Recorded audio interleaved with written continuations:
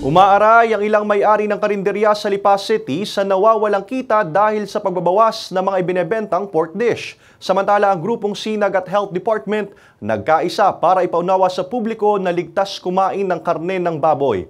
Para sa detalye, makakasama natin live si Paul Hernandez. Paul.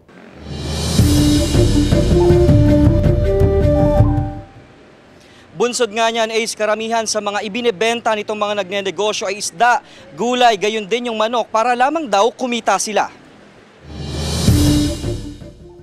Piling-piling putahe ng karne ng baboy ang tinda ni Grace sa karinderya niya.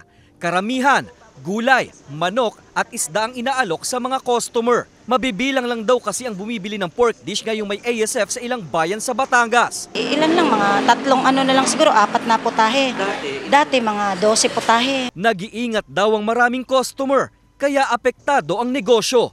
Hindi raw sila nagtaas ng presyo sa ibang ulam. Dahil halimbawa, benta namin dati nasa mga 20 pataas. Ngayon kalahati na lang. Oo. O kasi karamihan ng putahe namin dyan, puro baboy. Pero may ilan pa rin namang hinahanap-hanap ang karneng baboy. Ang baboy dito sa amin ay safe at may inspection namang nangyayari. Pinawi ng Samahang Industriya ng Agrikultura o Sinag ang pangamba ng publiko.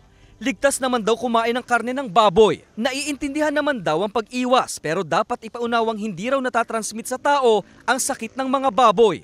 Yung ASF hindi nakakahawa sa tao. Kung may problema sa ASF is doon sa baboy lang. Bagay na sinusugan din ng Health Department sa pahayag ng DOH Calabarzon. Pinapayuhan nito ang publikong sa mga lehitimo at sertipikadong tindahan lamang bumili ng karne. Sumaasa itong mga nagnenegosyo na hindi na lumagana pa itong sakit na ASF lalo't may ginagawa ng paghihigpit sa mga livestock checkpoint yung mga otoridad. Ace. Maraming salamat, Paul Hernandez.